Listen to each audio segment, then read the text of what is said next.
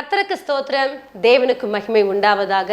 ஆண்டவரும் இரட்சகருமான இயேசு கிறிஸ்துவின் நாமத்தில் உங்கள் யாவருக்கும் என் அன்பின் வாழ்த்துக்களை தெரிவித்துக் கொள்கிறேன். இந்த தேவனின் வார்த்தை வெளிப்படும் நேரம்.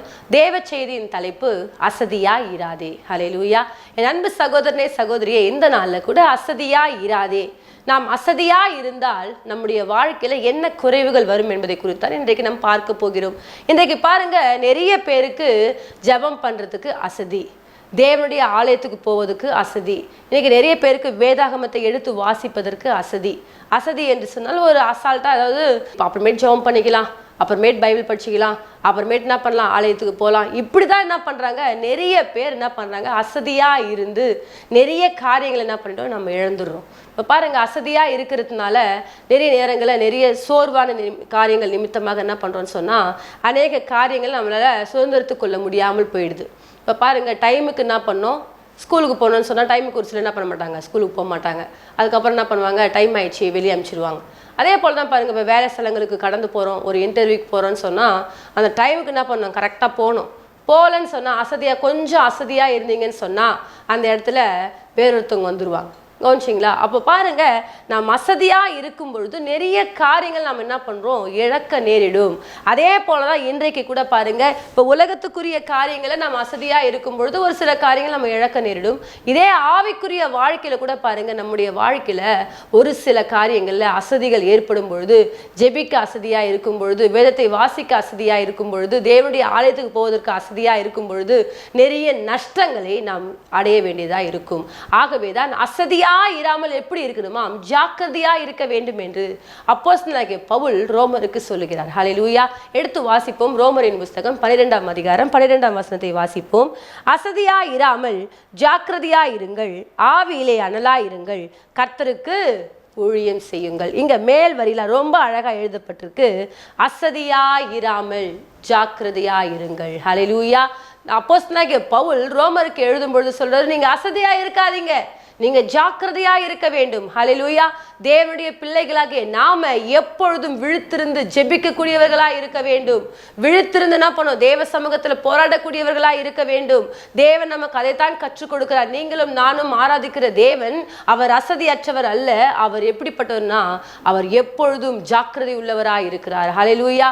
எடுத்து வாசிப்போம். 1 பேதுருவின் புஸ்தகம் 4ஆம் அதிகாரம் 7ஆம் வசனத்தை வாசிக்கும் பொழுது, எல்லாவற்றுக்கும் முடிவு சமீபமாயிற்று, ஆகையால் தெளிந்த புத்திரர்களாய் இருந்து ஜெபம் பண்ணுவதற்கு எப்படி இருக்க வேண்டுமாம், ஜாக்கிரதை உள்ளவர்களா இருக்க வேண்டும். ஹல்லேலூயா. எல்லாவற்றுக்கும் என்ன ஆயிடுச்சு, முடிவு சமீபமாயிடுச்சு. ஆண்டருடைய வருகை வருது சொல்லிட்டு இன்னும் வரலன்னு சொல்லிட்டு நிறைய பேர் என்ன பண்றாங்க, பேசி கொண்டிருக்கிறாங்க. அப்போ ஆண்டர் இன்னும் கொஞ்ச நாள் கழிச்சு தான் வருவாரு, அது வரைக்கும் நம்ம என்ன பண்ணலாம், நம்ம இஷ்டம் போன போக்குல வாழ்ந்து கொண்டிருக்கலாம் நீங்க நினைச்சிட்டு இருக்கீங்க. ஆனால் தேவன் எப்பொழுது வருவாருன்னு நமக்கு தெரியாது. அவர் திருடன் வருகிற விதமாய் வருவார், இன்றைக்கு கூட இருக்கலாம்.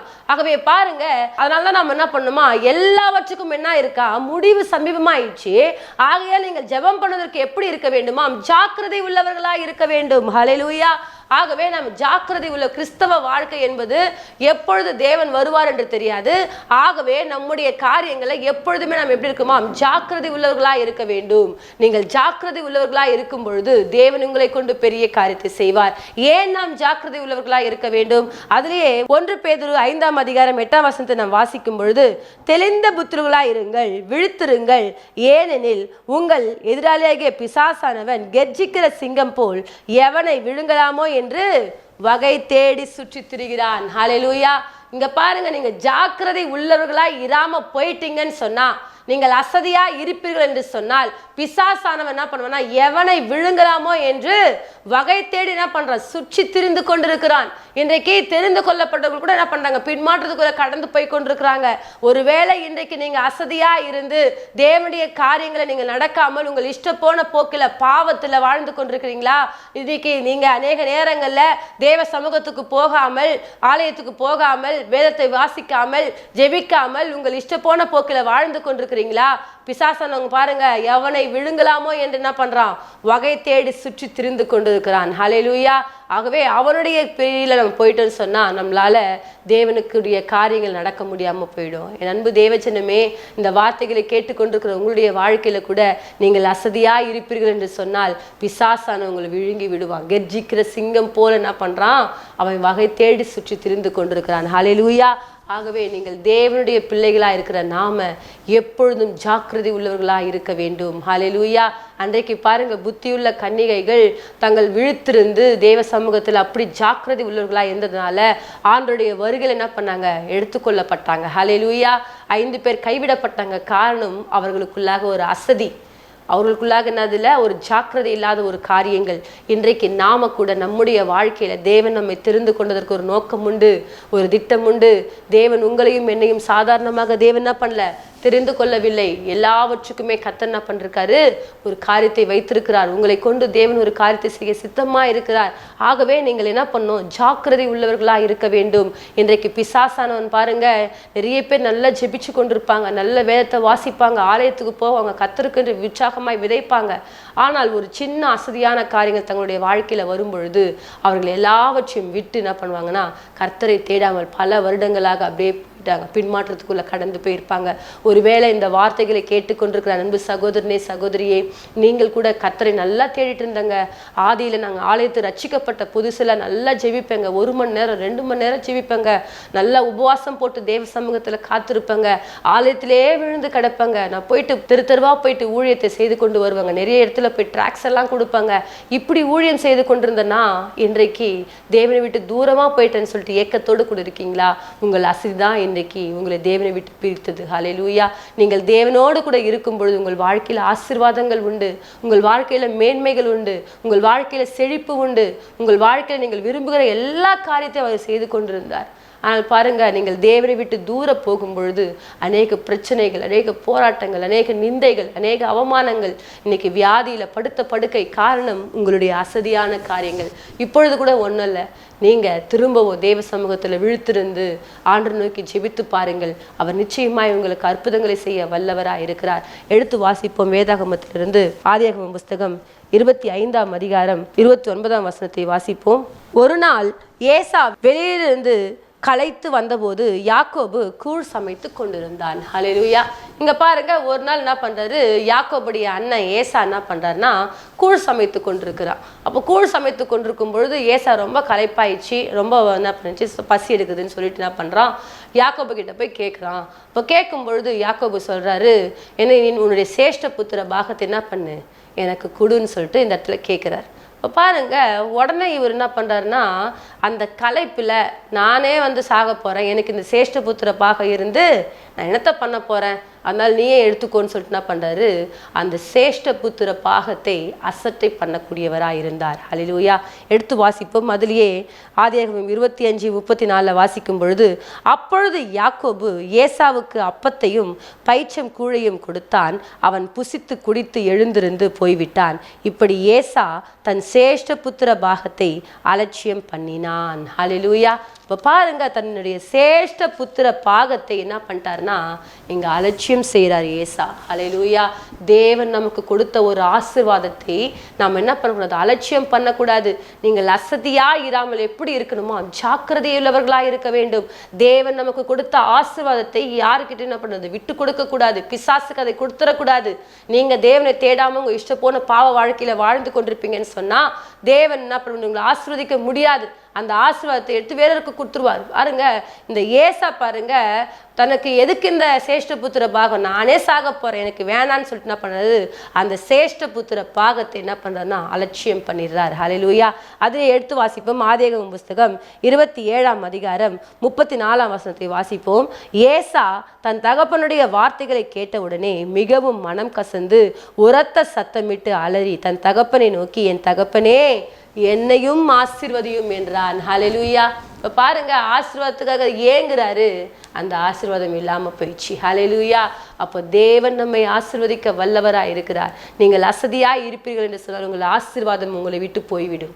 என் அன்பு சகோதரனே, சகோதரி, இந்த வார்த்தைகளை கேட்டுக்கொண்டிருக்க உங்களுடைய வாழ்க்கையில் இன்றைக்கு உங்களுக்கு நேரம் நல்லா இருக்குது. நமக்கு நல்ல அனுகூலமான வாசல்களை கர்த்தர் நமக்காக திறந்து வைத்திருக்கிறார். அப்போ திறக்கப்பட்ட வாசல்கள் இருக்கும் பொழுது நாம் நல்ல ஜெபிக்க பழகி கொள்ள வேண்டும். நாம் நல்ல தேவனை ஆராதிக்க, தேவனை துதிக்க, தேவனுடைய வார்த்தைகளை படித்து தியானிக்க, தேவனுடைய ஆலயத்துக்கு போயிட்டு தேவ பாதத்தில் விழுந்து கிடக்க, கர்த்தருடைய ஊழியத்தை செய்ய நாம் உற்சாகம் உள்ளவர்களாக இருக்க வேண்டும், ஜாக்கிரதை உள்ளவர்களாக இருக்க வேண்டும். வேண்டும். ஒருவேளை நீங்கள் ஜாக்கிரதையற்று இருப்பீர்கள் என்று சொன்னால் இன்றைக்கு உங்களை மாற்றிக்கொள்ளுங்கள். விழித்திருந்து ஜெபிக்க ஆரம்பியுங்கள். ஏனென்று சொன்னால் பிசாசானவன் எவனை விழுங்கலாமோ என்று என்ன பண்றானா வகை தேடி சுற்றி திரிந்து கொண்டிருக்கிறான். இன்றைக்கு அவன் வகை தேடி சுற்றி திரிந்து கொண்டிருக்கும் பொழுது உங்களுடைய வாழ்க்கையில என்ன நடக்கும் தெரியாது. ஆகவே இன்றைக்கு நமக்கு அனுகூலமான வாசல்கள் திறக்கப்பட்ட பொழுது நாம் கர்த்தரை நல்லா தேடக்கூடியவர்களாய் மாற வேண்டும். ஹல்லேலூயா. அசதியா இராமல் எப்படி இருக்க வேண்டுமாம்? ஜாக்கிரதை உள்ளவர்களாய் இருக்க வேண்டும். ஹல்லேலூயா.